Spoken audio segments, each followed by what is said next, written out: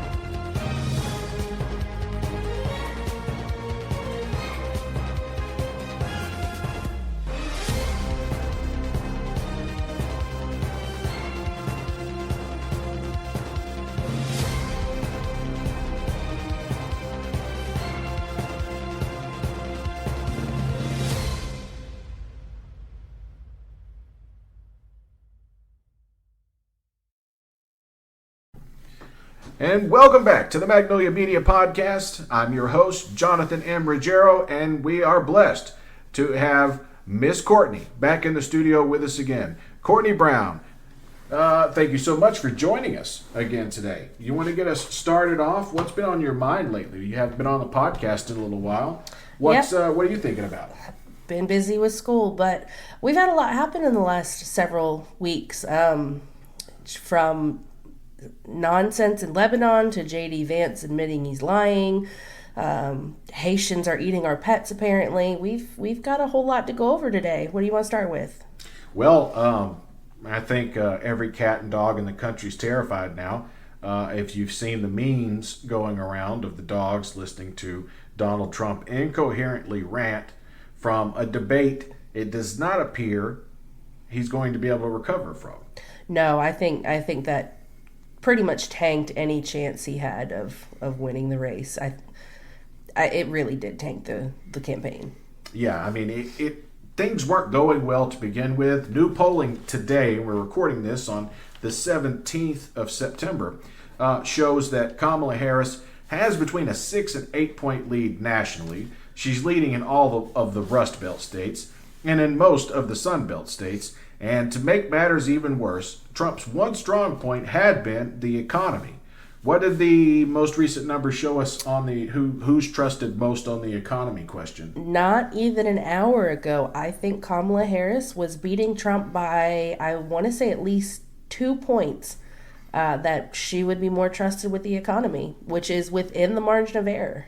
It's within the margin of error, but it showed, even if it was Trump by 2, that is Trump's strength. That's the one place where voters kind of felt more comfortable with Trump than they felt with the Biden-Harris administration or with Kamala Harris moving forward. But it seems like this message of an opportunity economy, as she's calling it, is resonating with people because she's, kneecapped Donald Trump on his strongest issue, hasn't she? Yeah, and I think the fact that she's labeled it as an opportunity is really helping her because obviously the American people are not happy with the way things have been for quite a while. It's not just a recent thing. So I think she's kind of presenting it as, look at this clean slate we have, look at this new opportunity we can build with a new country. So I think that's definitely helping, kind of like they're the party of joy. I think they're just presenting it, look, here's what happens, we can turn things around. Right. And if we stay the course, we just saw the Fed, in fact, cut interest rates by 0.5 point, which is a good sign if you're a business owner. And like speaking of the Fed and interest rates, I don't think people realize that, because I personally in my life, I've got people that say this, that they're having to pay so much in interest even though they have such a great credit score and et cetera. I don't think people realize that the Fed manages that interest rate to prevent things from going out of control. Yes. And to prevent the economy from getting even worse than it already is. It's not because they want to screw the American people. It's because that's how they manage the way the economy and the way that interest rates are. Yeah, they bring inflation down. And you have to remember that Courtney is, of course, pursuing a master's in business, so from a prestigious university. So she is, well schooled on these things. A little bit of a history lesson, though, for those of you who aren't old enough or haven't studied it. And the 1970s, specifically 1973, when Nixon was still in office, Nixon, Trump, sort of the same person, just two different generations.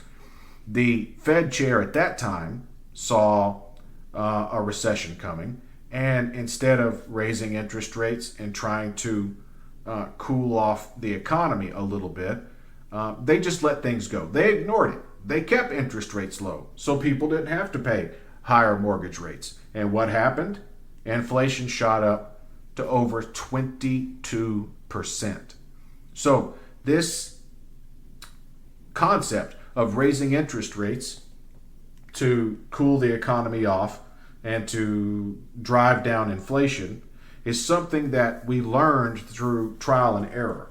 And whether you love him, hate him, whatever, Jay Powell, who is the Fed chair, has done a masterful job at containing the U.S. economy and stopping, frankly, a recession from happening.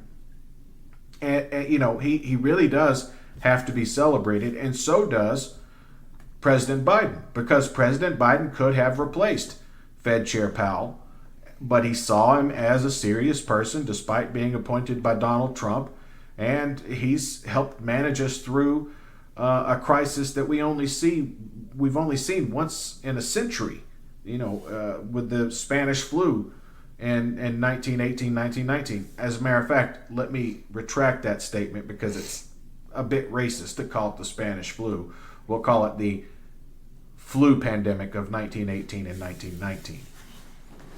Kind of get where that comes from? I think, too, with the Fed, it's a lot of willful ignorance, but I think it also comes down to a lot of just selfishness, me. Like, it helps everybody to have the higher interest rates on a handful of people. It sucks. I get it. When inflation goes down and the economy cools off, refinance. Like, I understand it's kind of a shitty position, with your having to pay higher, but it does prevent a bigger issue. And right. I don't think people understand that. Right. I mean, you really would be paying $25 for a pound of bacon. Right. And that's not going to fix itself just out of the blue. We have to, obviously the money has to come from somewhere. Right. And so the Biden administration, in your professional opinion, the Biden administration's handling of this spike in inflation coming out of COVID and obviously the supply chain issues, are we really just dealing with price gouging now? Are we sort of past the inflationary period? And that, of course, 2% is the target. We're at 2.5%. So is that 0.5% or those increased grocery prices really just a product of companies, food companies, clothing companies, whatever, sort of riding the higher prices to, bigger margins? Oh, 100%. I dealt with a lot of the supply chain issues in my previous job. We were right in the middle of COVID. I understand. They needed to raise prices because of the supply chain issues, but we're long past COVID being an excuse. Like, it's over. We've recovered as far as supply chain and production issues. Now it's just price gouging. I mean, and grocery prices are kind of sticky. They really don't move with the market as much as everything else does. But again, that's because you've got people in power in those companies wanting to continue making their profits. So the American people are the ones that suffer. In other words, CEO pay and compensation matters more than you do. And remember that it's CEO pay and it's shareholder pay. It's not people wanting $15 an hour minimum wage. No, there's no reason that we need to have CEOs making these billions of dollars and people in, an entry level position not being able to afford to live. It's not because we want a 15-hour minimum wage. It's because the people in the upper echelons of business want to keep making their money. And I'll echo what Scott Galloway, Prof G from Prof G Media, has said time and time again, that $15 an hour would be okay for the very bottom quartile of the cheapest places to live in America. Let's say Jackson, Mississippi, for example. And barely that. And that's just barely that's living. That's sustenance. Yes, that is the bare minimum. That's not having a family. That's nothing. I mean, that is literally one person surviving, not living. That actually the minimum wage should be $25 an hour in order for there to be dignity in work, in order to go out, work a 40-hour week, and be able to take care of yourself, your family, maybe even buy a house one day and actually pursue the American dream. It would take between $22 and $25 an hour to do that. And I happen to agree with him. So you have a lot of businesses, small businesses go out of business, but for every one business that goes out, we're going to have 100 or to 200 new businesses come in. We've seen that in cities that have raised their minimum wage, like Seattle, where, yes, some small businesses, some mom and pops went out of business, and those folks had to go back into the workforce instead of owning a business. Simple fact of the matter is the metric for affordability, the ability to start a business, would change. However, to make up for that, Kamala Harris is proposing a $50,000 tax credit for new companies, for new LLCs, which I think could be abused by big companies to find tax loopholes to get handouts that they don't deserve. But with the new funding coming to the IRS, I think it's something that can be policed. So to move on from inflation and the non-existent border crisis that we keep hearing about, of course the line about the dogs and cats and the ability of Kamala Harris to just burrow under Trump's skin a little over a week ago has had major ramifications, as Morning Consult, Ipsos, and a handful of other major pollsters show Kamala Harris leading now by 6 to 8 points nationally. That's actually better than Joe Biden in 2020, and we all know how that worked out.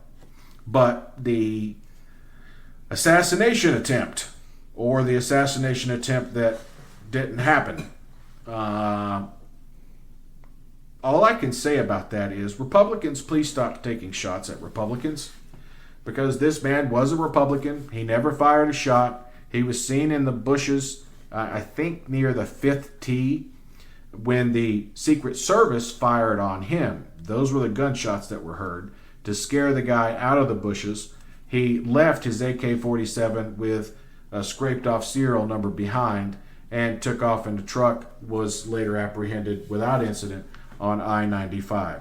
So when Trump talks about being shot at, again, it's his language that's largely responsible for this violence. I mean, he's calling for violence every time he speaks. And the idea that he would post on his piece of crap, second-rate social media platform, which, by the way, the stock price of that social media platform is an indicator of how likely it is for Donald Trump to be reelected. And I'm going to look right now, while we have this discussion, Miss Courtney, at what DJT Media is trading at. Now, remember, it opened at, was it just over 70? Yeah, it was just low 70s. It kind of leveled out at about 35.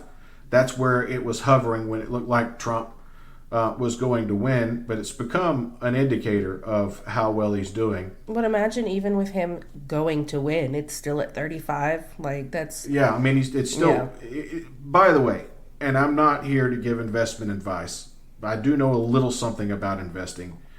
This is the meme stock of all meme stocks. This is not a company. when the company makes $280,000 but lost $4.5 million, and this is happening year over year, that's not a company. That's a dumpster fire. And at this current moment, DJT Media, Trump Media and Technology Group Corp, is trading at $15.52, and it's actually down 62 cents on the day. That's pathetic. So, like if any other company was showing that kind of like stock prices, everyone would be dumping it. Well, they'd have dumped it a long time ago, but I mean, this company wouldn't even exist anymore. Right, and it's still worth $1.2 billion. That's the insane part. So for you MAGA idiots pouring your money into this, giving money to one of the great grifters in history, one of the great bastards of industry, because the man has never really produced anything. He's never had a business that's been successful. Remember Trump Steaks, Trump Airlines, Trump Bottled Water, and everyone's favorite, Trump University, which was like a 6-week real estate course that was actually a thing. Yeah, and it was closed down. He was sued, had to pay millions of dollars in damages to people who sued in a class action because it turned out their degrees or certifications from Trump University were as bad as useless as toilet paper. So we've moving on for a moment though. The cats and dogs, the lies, the pervasive lies about the Haitian community, which has been a net positive for the people of Springfield, Ohio. There's no way around it. I mean, I've worked in meat packing before. Fortunately, we were not a plant that had a killing floor, so I didn't have to live with that. I didn't have to have those images in my mind when I went home. The major industry in Springfield, Ohio, meat packing, and they do have a kill floor there. Haitian migrants are more than happy to go in and do those jobs. In fact, very close to where we live here in East Tennessee, there's a sausage plant. Quite a famous sausage plant. I'm not going to throw out their name right now, but everyone who works on their kill floor is from outside the United States. Usually from Honduras, El Salvador, or Guatemala. That's one thing that really pisses me off when people bitch about immigrants is those aren't jobs that people are going to do. I don't see anybody that I know, not a single person can I see that would willingly go in, even unwillingly, go in and do something like that. I mean, these are jobs that without them, the literally U.S. would collapse. Mm-hmm. And for the last 4 days, we've had bomb threats called into workplaces that employ a lot of Haitians, as if those were jobs that traditional citizens of Springfield, Ohio were going to work. If those were jobs they were going to work, then why weren't they working them when the Haitians showed up there? And by the way, JD Vance, Haitian is not a country. It's called Haiti, and its residents are Haitians. We'll just add I think he's too focused on his eyeliner to actually get anything done. But it's becoming dangerous. It's becoming dangerous. You're putting your own constituents in danger because it's not just the Haitians who are receiving these types of bomb threats. And if something were to happen, like a bomb going off, it's not going to just hurt Haitians. It's going to hurt the residents of Springfield, Ohio, who might have been there for 50 years. They're your constituents, JD, and we actually played tape of you admitting that you will lie. You will lie when you find it necessary or politically convenient. I know he's kind of between a rock and a hard place when it comes to something like this, but the DOJ or Biden, I mean, they need to step in now. I know it's hard because he's quote-unquote a presidential candidate, but like you said, this is getting dangerous. People are going to die because of this nonsense. They could. Someone needs to step in and say, this is not okay anymore. You are done. Yep. I mean, and another question comes to mind. What happens to people who have been spouting Russian propaganda like Russia's favorite senator, Ron Johnson of Wisconsin, the last Republican senator standing, and the blue wall, which went kind of conservative for a few years and has bounced back to the good side. What happens to Ted Cruz? What happens to Lindsey Graham? What happens to Marco Rubio? What happens to Ron DeSantis? What happens to Greg Abbott? What happens to these people who have stuck their nose so far up Trump's ass that there's no turning back? Or JD Vance, who, in all fairness, in 2016 and 2017, called Donald Trump America's Hitler. America's Hitler. I mean, this is what happens when you let your coked out son, Donald Trump Jr., pick your vice presidential candidate for you. There was obviously zero vetting done. And so Donald Trump all but dismisses JD Vance out of pocket. And JD Vance goes on CNN and says things like, yeah, I'll lie to draw attention to a non-existent problem. Instead of coming up with, solutions on how to help this community of Springfield, Ohio, because it is a lot of people. It's a lot of people for a town of 60 or 70,000 to absorb. But they just didn't show up there with their hands out. They've shown up there and they've gone to work. You can listen to interviews of Mike DeWine, who has done nothing but praise the people of Springfield, Ohio, and warned that this rhetoric is dangerous. Speaking of Ohio, America's least favorite sheriff, yes, the jackass who wears a Stetson cowboy hat in Ohio and a poorly dyed hair with his goofy little mustache, has said that for everyone with a Harris Walls campaign sign in your yard, they're going to move immigrants in right next door. As a liberal, I'd be okay with them moving in. Yeah. Like, I'm fluent enough in Spanish that we could get along pretty well. Like, yeah. And I'd be 100% down with, working alongside these people. The amount of racism, the outward, overt racism coming from the Trump camp is turning people off. And I think that, in and of itself, is why a state that Trump led by 18 points when Biden was in the race in Iowa is now within the margin of error. I think that's why a state like Florida is now within the margin of error. A state like Texas is now within the margin of error because he's turning off so many voters and doubling down on his base. Quickly, before we move on, I want to point out, remember Martha's Vineyard? When the governor of Texas apprehended migrants, then they were smuggled, yes, human smuggling, by the governor of Florida, who had no business dealing with migrants that came across the southern border because Florida doesn't have a border with Mexico.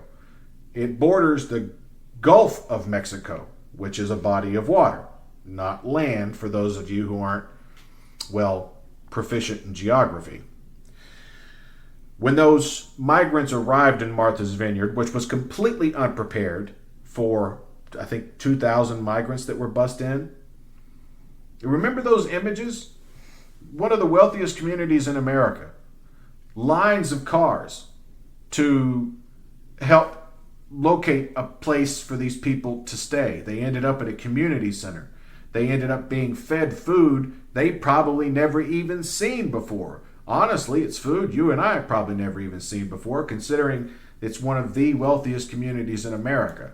There were Mercedes-Benzes backed up a half a mile trying to deliver hot plates to these people who were misled, who were lied to, and then smuggled into another state, thinking that they were going to some place, some camp somewhere where they could get acclimated and hopefully find housing and a job. Instead, they were dropped off in Martha's Vineyard, and the community rallied around them. And yes, Martha's Vineyard is an extremely liberal community. And my last point on that is the sense of community with Hispanics is, I mean, it's out of this world. They will take care of each other. I mean, that's what Americans need to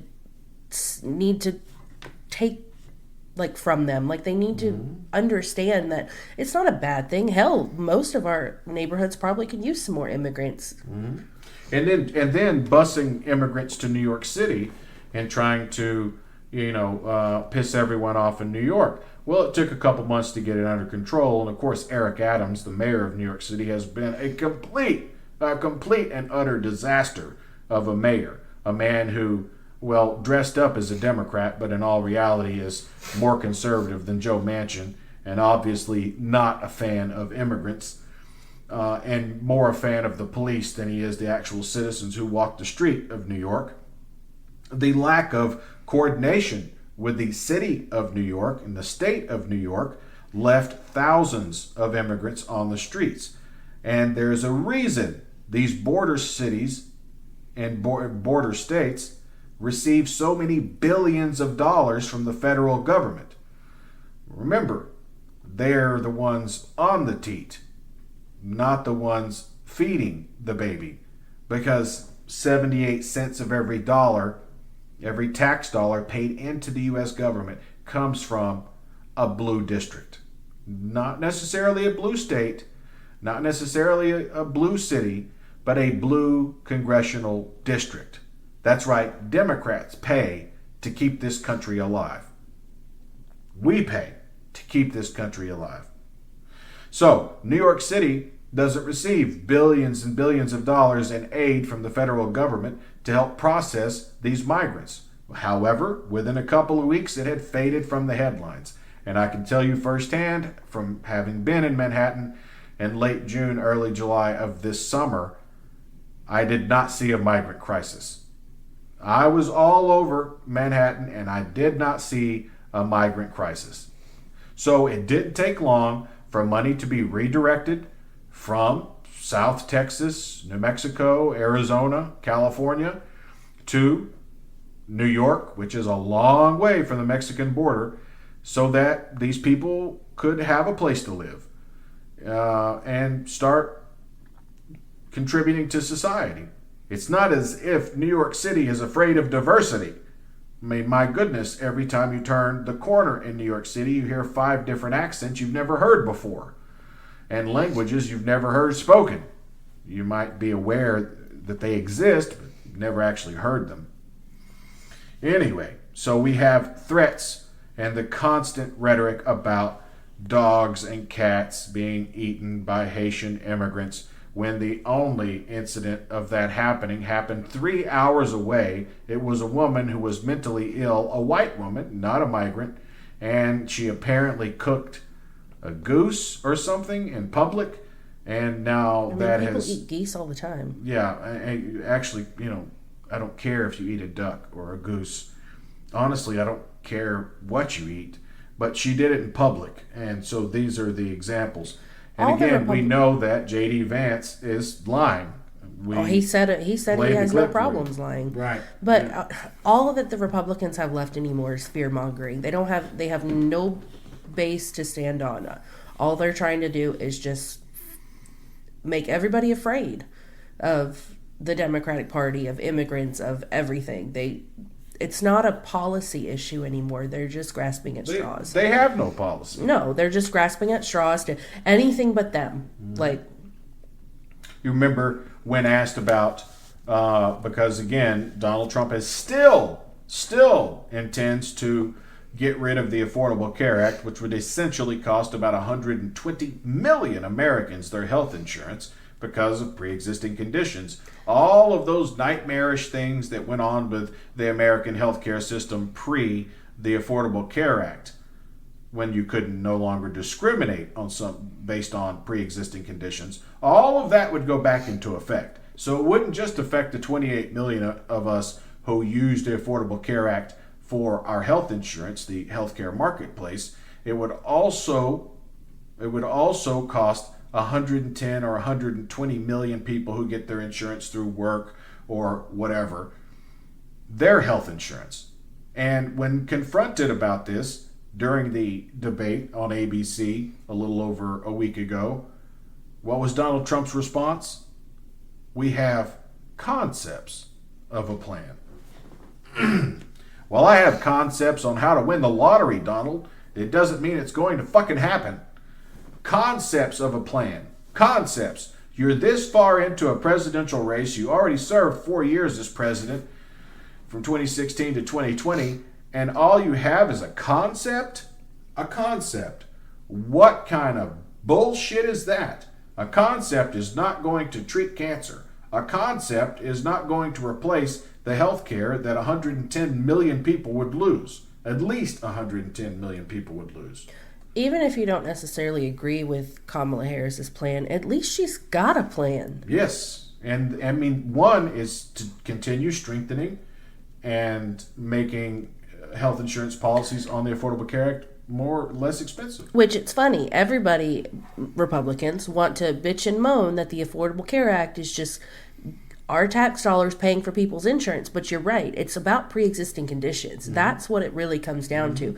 I wouldn't be able to have insurance without Neither would I. Not even because of the health marketplace, because of pre-existing conditions. Exactly.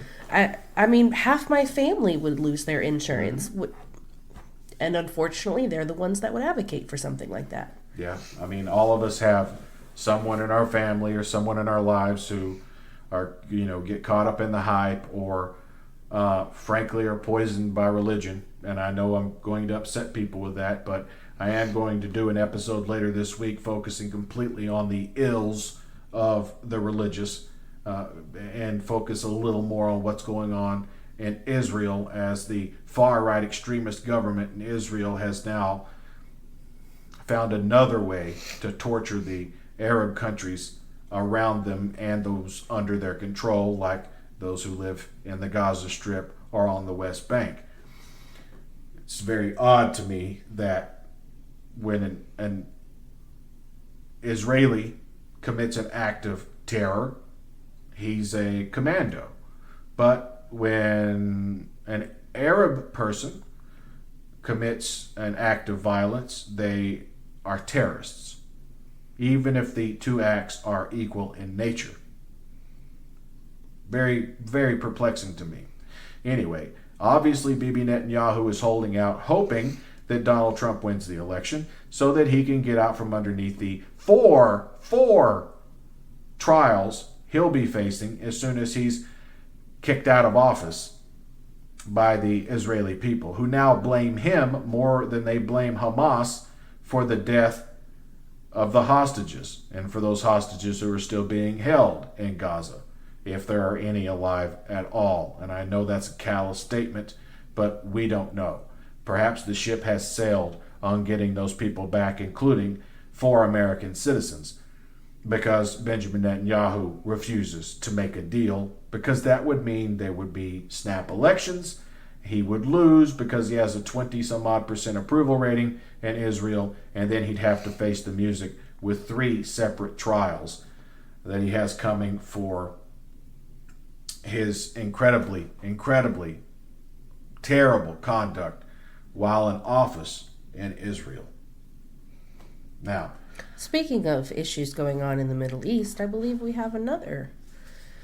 Yeah, we do. And again, like I said, I'm going to do an episode later this week. Tune in. It'll probably be tomorrow's episode or the episode the day after. And we're going to focus on the ills of religious extremism, whether it's extreme Christianity, extreme Judaism, extreme, obviously, extreme Islam. It's something that interests me, something I have a strong opinion on, and we'll dive into that a little bit. But yes, what you're referring to, of course, is the pager incident that hit Lebanon. Obviously, something Israel did, getting bombs into those pagers that went off, killing thus far 13, blinding or ripping the face off over 1,000 more. 2 children thus far have died, which we know this current far right-wing Israeli government could care less about children, or they wouldn't be bombing hospitals and places like Rafah. So as much as I am a supporter of Israel, as much as I believe in the right of Israel to exist. It also, there's also a line that you cross where now you're just pushing far right wing Zionist beliefs. At some point, There's you're no way no around better it. than the other side. What's that now? I said at some point, you're no better than them. Yeah, I mean, they are terrorizing everyone around them. And it's not to say that anything that happened on October 7, 2023 was right. That was obviously wrong. But it's a fraction. The 1,200 people who were killed or kidnapped as a result of the October 7th attack on Israel by Hamas, that's a fraction of the number of people Israel has killed over the last couple of years, especially during the Second Intifada, which is the March of Return. It's the largest open-air prison in the world, with the 2.8 million people living in Gaza who border the Mediterranean Sea and Israel on the other side. The constant expansion of settlements. And again, I can go on for a long time. We don't have time for it in today's show, but the ills of religion on both sides. The Islamic extremists and the Jewish extremists and the evangelical extremists that we deal with here in the United States. So, as we begin to wrap things up here, JD Vance admits that he will lie to draw attention to a non-existent issue, something he cooked up in his head, probably while he was putting on his eyeliner. He has a lot of time to think while he's putting on his eyeliner. Doesn't and even attaching look his that fake good. lashes. His eyeliner really isn't even that good. He could take some No. tips from like Green Day. And Yeah, exactly. Oh, yeah, Green Day. Yeah. If Green Day would go anywhere near him, obviously.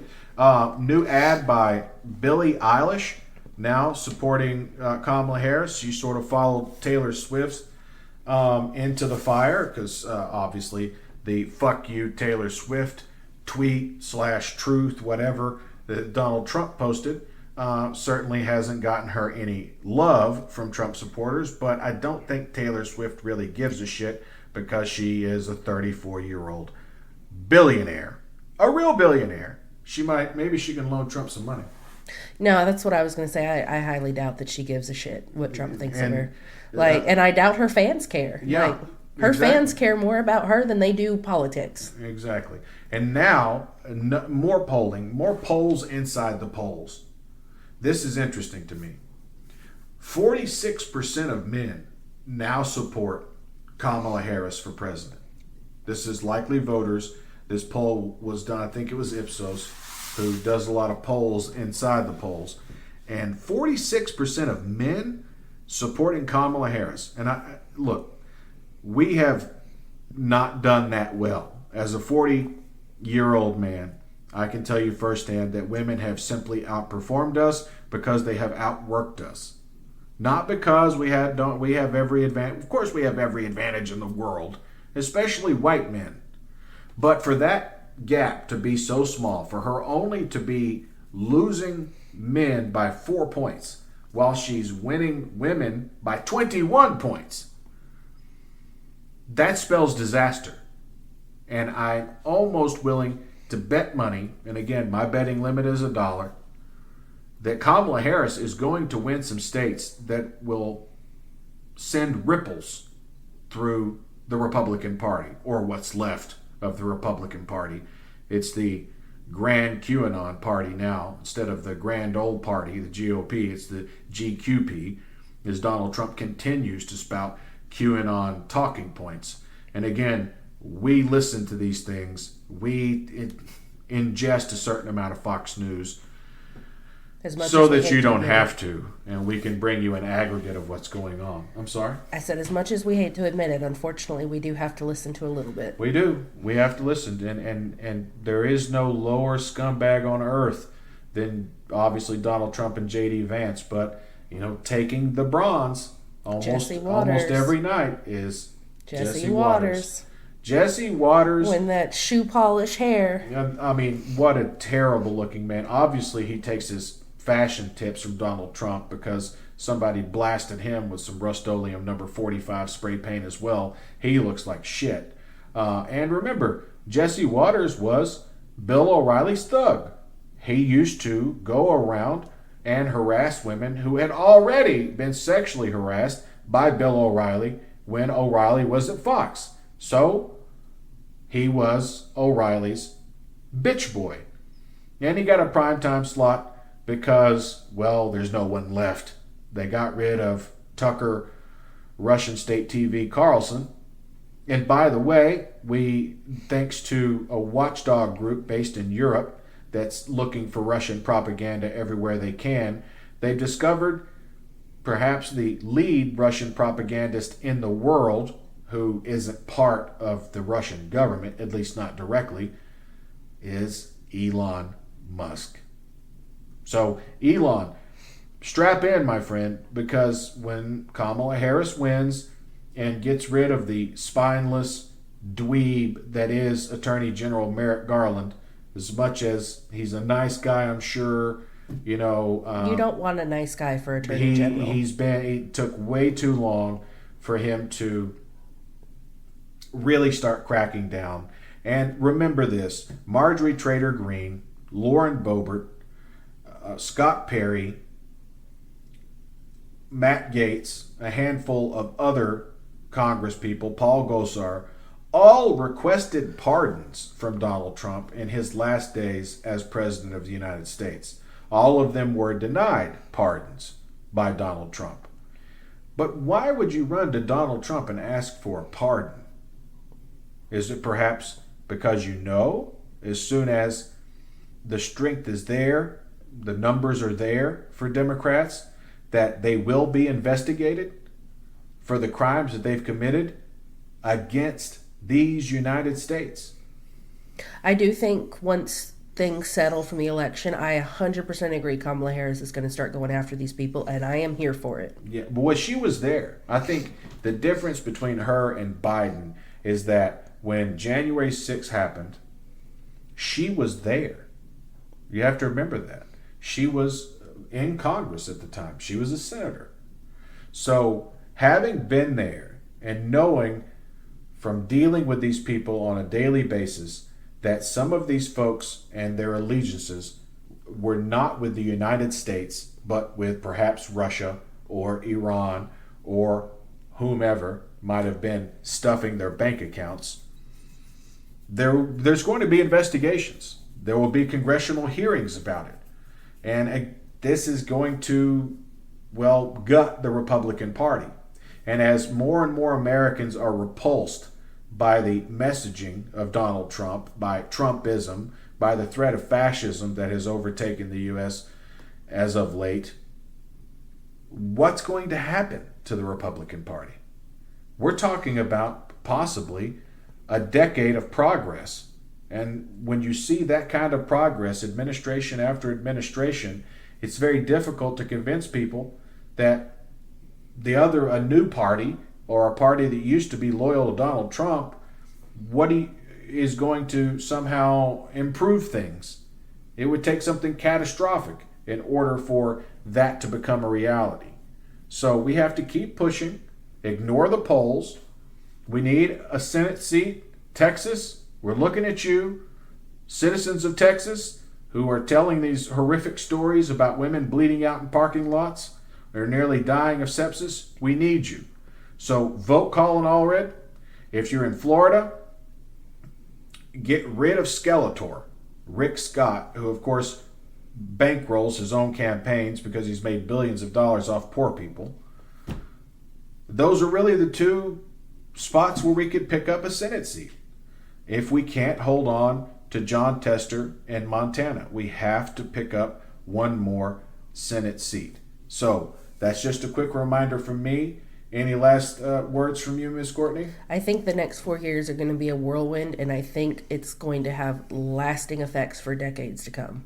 No matter what happens, preferably Kamala Harris wins. However, I think the next 70 days I think Oh no, 49. 49 days are going to decide the fate of America. Yeah, that's true. Before we've got 48 days left. If you count election day, it's 49. 48 days until the election. And then we have the fight that will take place in the courts between election day and Kamala Harris being declared winner. If it works out that way, that all depends on us. I do believe Kamala Harris might be the first presidential candidate to break 100 million votes. And I'm not talking about 100 million total. I'm talking about 100 million for her, which is an outstanding number. So let's just keep pushing. Let's keep our foot on the gas. Don't let up at all.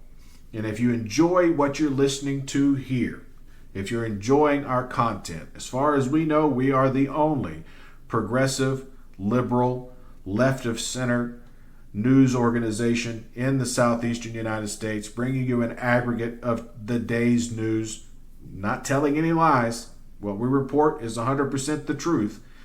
Although we do sort of give it a leftward spin, then please consider helping us out by going to patreon.com/the Magnolia Media Network, or like and subscribe and leave a comment on this podcast wherever you get your podcasts. Again, by searching the Magnolia Media Podcast.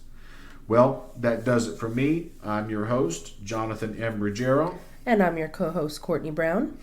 And until next time, be well, won't you?